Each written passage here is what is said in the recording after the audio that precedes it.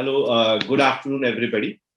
I'm Dr.DK Das, Senior Consultant Orthopedic Surgeon and Founder Director of CureMyKnee.com. I'll be talking for importance of musculoskeletal health. So, the musculoskeletal health plays a key role to keep up good mobility and dexterity in an individual, along with enhancing their ability to work and activity participate in all aspects of life. Good musculoskeletal health is also crucial to maintain economic, social, and functional independence across the life courses. Physical activity has a crucial role in reducing the risk of other non-communicable diseases, and it can only be achieved with adequate musculoskeletal health. What is the relationship between painful musculoskeletal conditions and reduced capacity of engaged physical activity? Impaired musculoskeletal health can lead to acute and chronic pain, causing physical limitations, proceeding to loss of participation and withdrawal of usual social, community, and occupational activities. Further decreasing the quality of life, well-being, including mental well-being. Impaired musculoskeletal health can lead to substantial personal, community, and social consequences, particularly in older age group. A strong relationship between painful musculoskeletal conditions, lack of physical activity, and resulting functional decline, frailty, loss of well-being, and loss of independence, as well as depressive symptoms, has been described by several epidemiologic studies. So, what is the relationship between painful musculoskeletal conditions and reduced capacity to engage physical activity? So, impaired musculoskeletal health can lead to acute and chronic pain, causing physical limitations, proceeding to loss of participation and withdrawal from usual social, community, and occupational activities, further decreasing the quality of life and well-being, including mental well-being. So, impaired musculoskeletal health can lead to substantial personal, community, and social consequences, particularly in older patients. A strong relationship between painful musculoskeletal condition, lack of physical activity, and resulting functional decline, frailty, and loss of well-being and loss of independence, as well as the depressive symptoms, has been described in several epidemiological studies. So, normally in musculoskeletal conditions, an individual with arthritis and musculoskeletal disorders is sure to be lesser active than an individual without arthritis. Thus, a lack of regular physical activity emerges the most prevalent risk factor associated with functional decline. So, most importantly, impaired musculoskeletal health causing reduced physical capability like grip, strength, walking speed, chair raising, and standing balance has been frequently linked to increase the mortality. Thus, weak musculoskeletal health is a key component to frailty. And what is the impact of impaired musculoskeletal health? Actually, the impact of impaired musculoskeletal health is now recognized globally with an increase in morbidity and mortality related to it. So, good musculoskeletal health is crucial for maintaining an active, productive, and prolonged working life.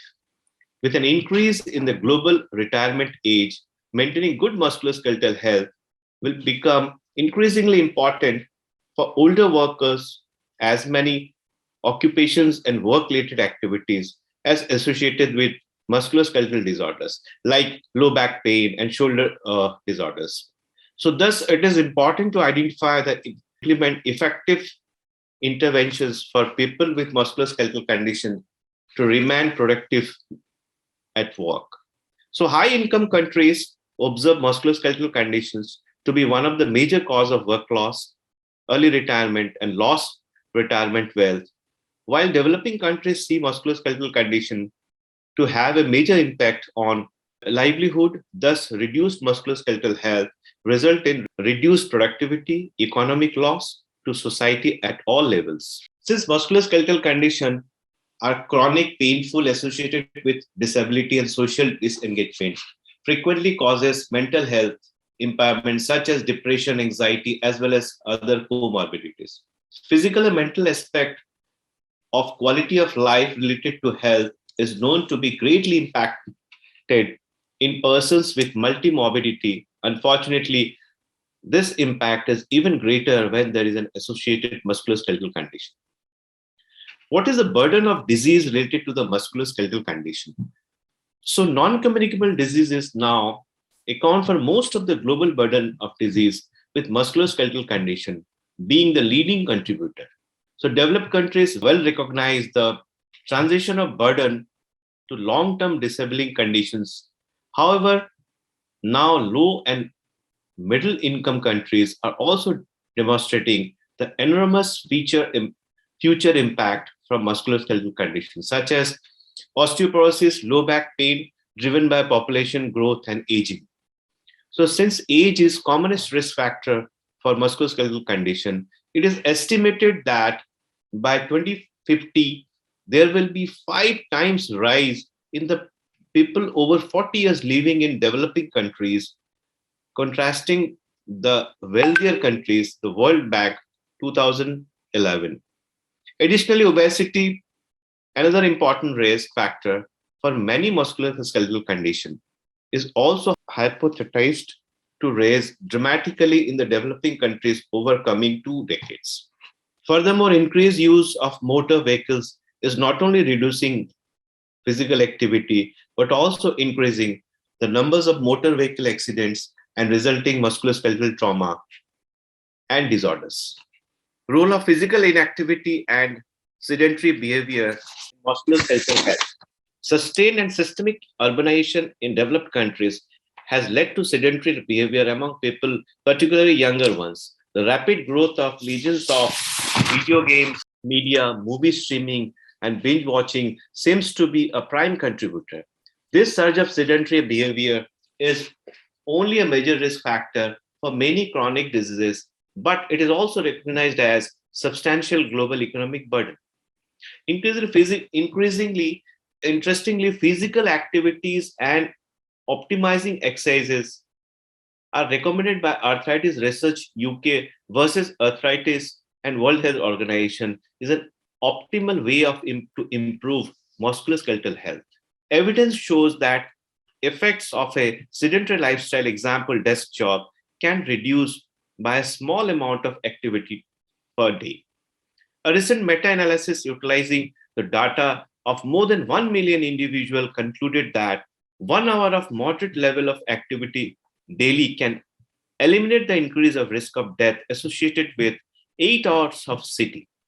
So thus, a moderate level of physical activity remains a key requirement for healthy aging and maintaining musculoskeletal health.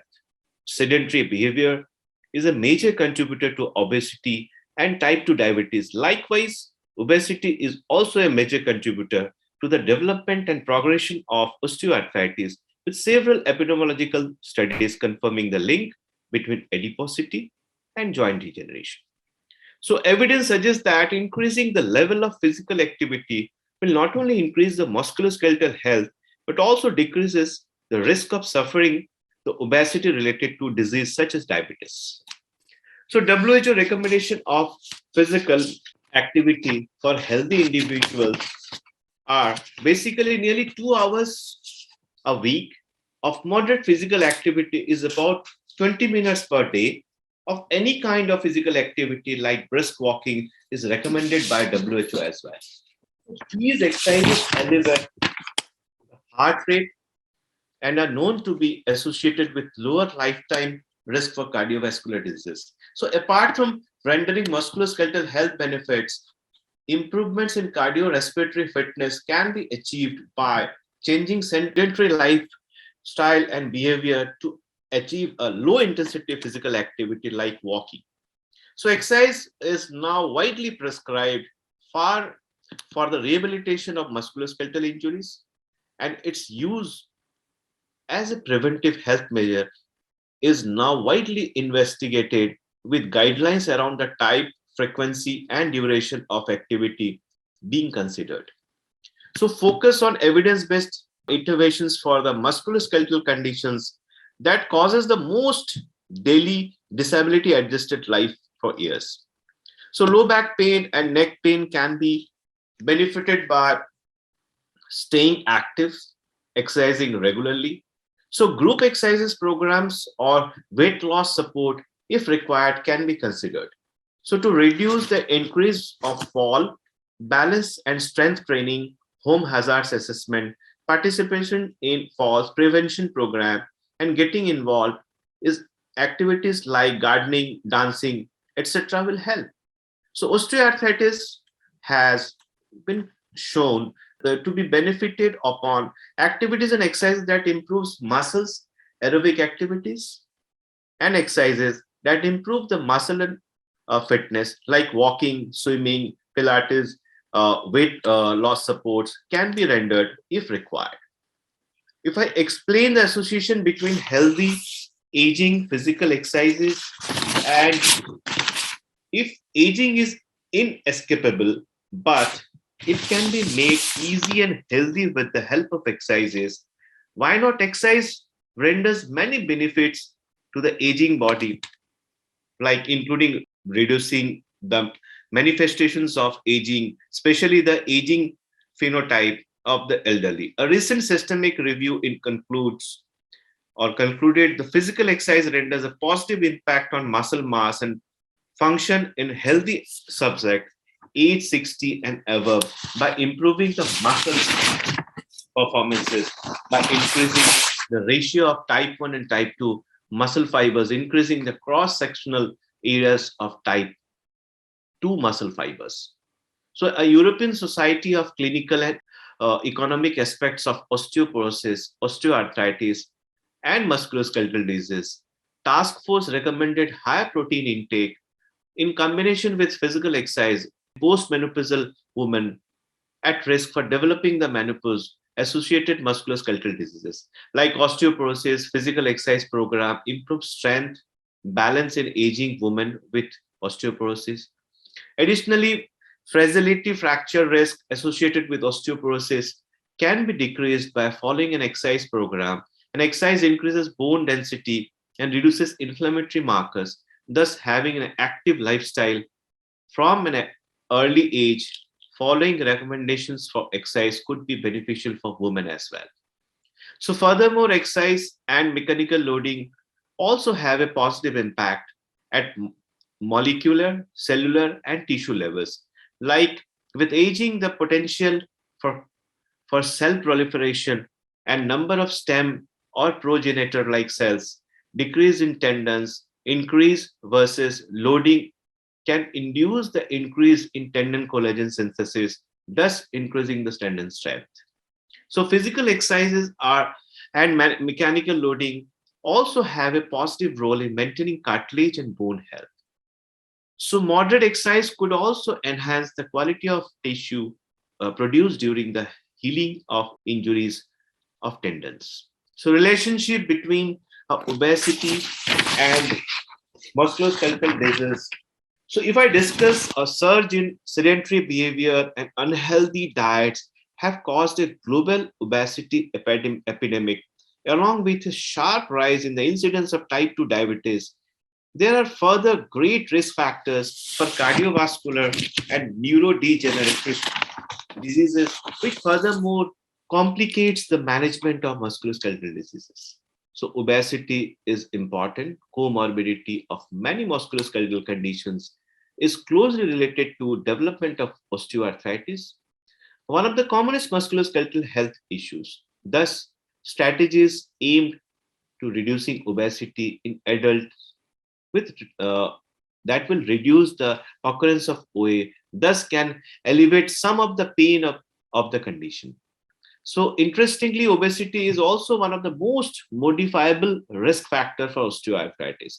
Exercise and weight loss have benefited overweight and obese adults with knee osteoarthritis in many ethical trials. Thus, combining modest weight loss with moderate exercises can provide the most and the best overall improvement of symptoms of pain and joint functions. So now let us talk about what are the consequences of childhood obesity and physical inactivity. so which has become the most important concern across the globe. So lack of physical activities, exercises in childhood causes childhood obesity, which further leads to musculoskeletal pain in later life. So thus reducing obesity in children by encouraging physical activity will also reduce the risk of developing musculoskeletal pain later in life.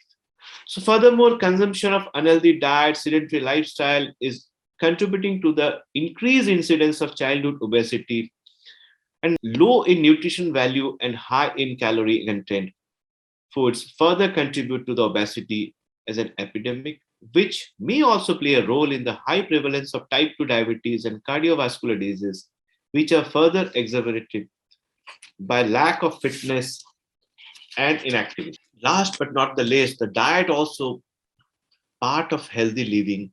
How does it affect musculoskeletal health? So we'll have a short discussion on diet.